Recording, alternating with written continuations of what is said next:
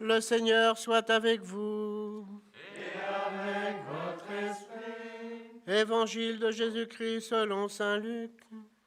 Gloire à toi, Seigneur. Jésus était dans une ville quand survint un homme couvert de lèpre. Voyant Jésus, il tomba face contre terre et le supplia. « Seigneur, si tu le veux, tu peux me purifier. » Jésus étendit la main et le toucha en disant « Je le veux, sois purifié. » À l'instant même, la lèpre le quitta. Alors Jésus lui ordonna de ne le dire à personne. « Va plutôt te montrer au prêtre et donne pour ta purification ce que Moïse a prescrit, ce sera pour tous un témoignage. » De plus en plus, on parlait de Jésus. De grandes foules accouraient pour l'entendre et se faire guérir de leur maladie. Mais lui se retirait dans les endroits déserts et il priait. Acclamons la parole de Dieu. Louange à toi, Seigneur Jésus.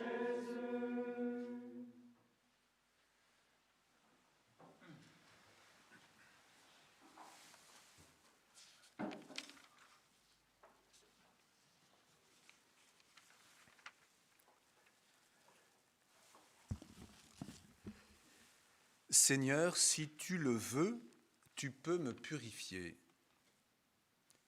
En ce temps de l'épiphanie, en ce temps de la manifestation de Dieu, chaque jour dans l'Évangile, nous avons des exemples de manifestation de la puissance de Dieu. Mais cette puissance de Dieu, c'est d'abord une volonté. Si tu le veux, tu peux me purifier. Et comme il est important, et c'est le privilège des chrétiens, des croyants, d'abord des juifs, mais des chrétiens, que d'entrer dans le mystère de la volonté de Dieu, qui n'est pas une volonté qui écrase, mais une volonté de vie, une volonté de salut, une volonté de réconciliation, une volonté de purification. Il y a une force de vie, une volonté de vie extraordinaire qui rayonne de la personne de Jésus, le Fils envoyé par le Père. Nous entrons dans ce mystère de la volonté, c'est ce que disait le psalmiste. Il révèle ses volontés et ses lois à Israël, pas un peuple qu'il ait ainsi traité, nul autre n'a connu ses volontés.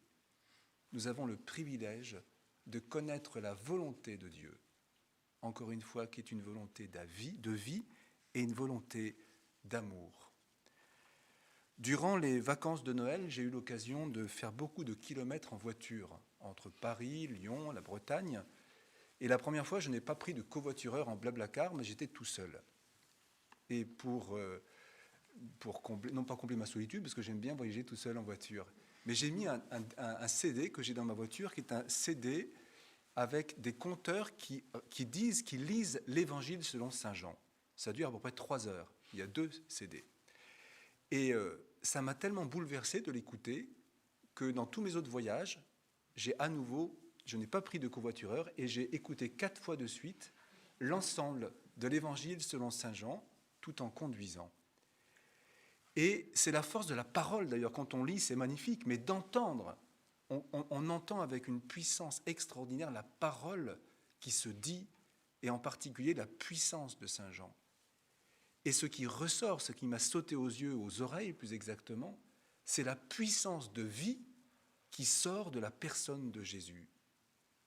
Cette puissance de vie transcendante de ce Verbe qui était au commencement depuis le Père, cette puissance de vie transcendante qui s'incarne et qui vient à notre rencontre et qui rejoint notre désir de vie.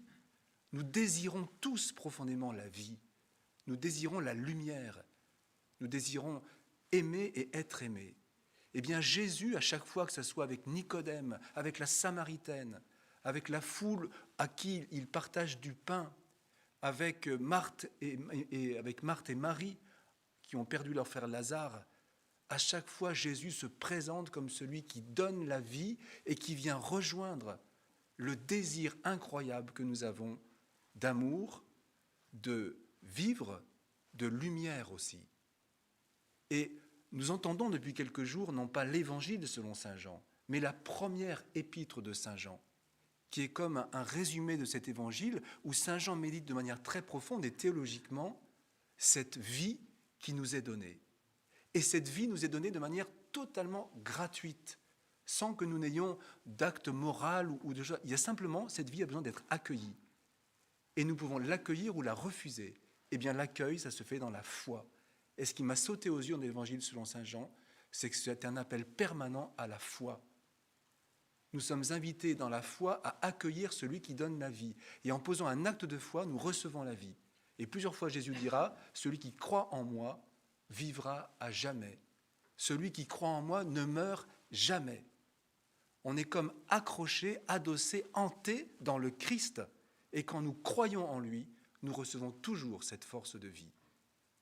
Et aujourd'hui, dans la première lecture, vous voyez, il y a les trois témoins, l'eau, le sang, l'esprit. C'est toujours un peu mystérieux, on pense au côté transpercé.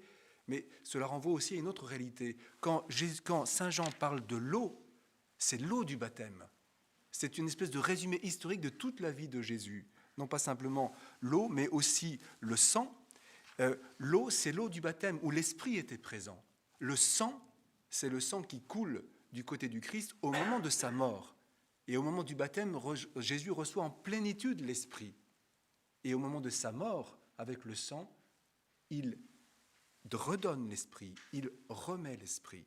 Et donc l'esprit est aussi bien présent au baptême qu'au moment de la mort et de la résurrection, bien sûr.